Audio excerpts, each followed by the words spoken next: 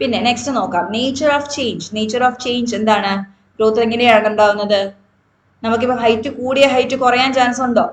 ഇപ്പൊ 130 ഹൈറ്റ് ആയി, അത് 120 തിരിച്ചു വരുമോ? ഇല്ല. സോ ഗ്രോത്ത് എന്ന് പറയുന്നത് എപ്പോഴും എന്താണ്? ലീനിയർ ആണ്, യൂണി ഡയറക്ഷണൽ ആണ്. എന്നാൽ ഡെവലപ്മെന്റ് മൾട്ടി ഡയറക്ഷണൽ ആണ്. മൾട്ടി ഡയറക്ഷണൽ എന്ന് പറയുന്നത് എന്താണ്?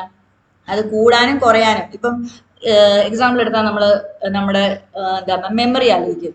നമുക്ക് മെമ്മറി ഉണ്ട്. നമ്മൾ ചെറിയ പ്രായത്തിൽ നമ്മുടെ മെമ്മറി എന്തായിരിക്കും? വളരെ ഷാർപ്പായിരിക്കും അല്ലേ? നമുക്ക് പല കാര്യങ്ങളും ഓർക്കാൻ സാധിക്കും. ഫോൺ നമ്പേഴ്സ് ഒക്കെ നമ്മൾ ഇങ്ങനെ ബൈഹാർട്ട് പഠിച്ച് പറയും. എന്നാൽ നമ്മൾ ഏജ് പോകെ നമുക്ക് എന്ത് പറ്റാം?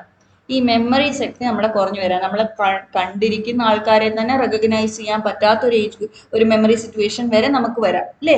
അതായത് മെമ്മറി ഇൻക്രീസ് ചെയ്യുന്നുണ്ട്, ഡിക്രീസ് ചെയ്യുന്നുണ്ട്. അപ്പം ഡെവലപ്മെന്റ് എന്ന് പറയുന്നത് ഒരു സൈഡിലേക്ക് മാത്രമല്ല. ഡെവലപ്മെന്റ് എന്ന് പറയുന്നത് എന്താണ്? മൾട്ടി ഡയറക്ഷണൽ ആണ്.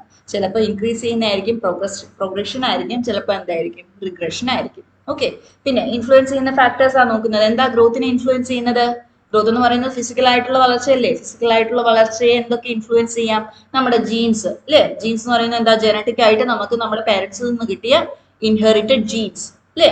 അതും പിന്നെ നമുക്ക് നമ്മുടെ ന്യൂട്രീഷൻ കഴിക്കുന്നതും കുടിക്കുന്നതും നമ്മുടെ എന്താ പറയാ എമൗണ്ട് ഓഫ് ഫുഡ് അല്ലെങ്കിൽ എമൗണ്ട് ഓഫ് ഗുഡ് ഫുഡ്, നമുക്ക് കിട്ടുന്ന ന്യൂട്രീഷ്യസ് ഫുഡ്, ഇതിനെ നമ്മുടെ എന്തിനെ ഡിപ്പെൻഡ് ചെയ്യും? നമ്മുടെ ഗ്രോത്തിനെ. ഇത് രണ്ടുമാണ് ഗ്രോത്ത് ഡിപ്പെൻഡ് ചെയ്യുന്ന ഫാക്ടേഴ്സ്. എന്നാൽ ഡെവലപ്മെന്റോ ബയോളജിക്കൽ ഫാക്ടേഴ്സ് ഉണ്ട്, ഇല്ലെന്നല്ല. ജീൻസും പിന്നെ എന്താണ് നമ്മുടെ ന്യൂട്രീഷനും എല്ലാം ഉണ്ട്. കാരണം ഡെവലപ്മെന്റിൽ ഇൻക്ലൂഡ് ചെയ്യുന്നതാണ് എന്താ? Physical growth. ഓക്കെ.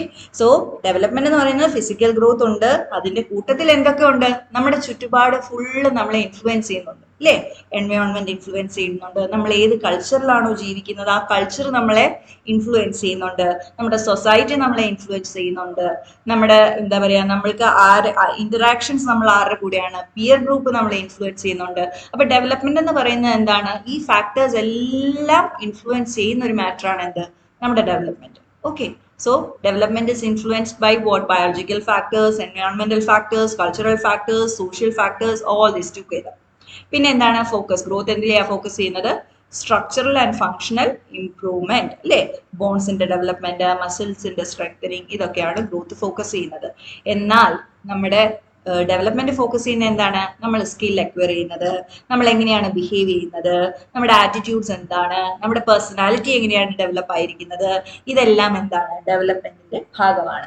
പിന്നെ എന്താണ്? എക്സാമ്പിൾ നമുക്കറിയാലോ, ഹൈറ്റ് ഇൻക്രീസ് ചെയ്യുന്നത് നമ്മൾ എന്തിന്റെ എക്സാമ്പിൾ ആണ്?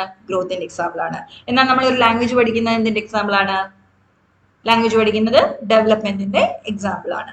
പിന്നെ നെക്സ്റ്റ് വരുന്നത് പ്രെഡിക്റ്റബിലിറ്റി. ഗ്രോത്ത് എന്ന് പറയുന്നത് നമുക്ക് അറിയത്തില്ലേ എപ്പോഴാ പല്ല് വരേണ്ടത് കുഞ്ഞിന്റെ? ഒരു ഏജ് ഉണ്ട്.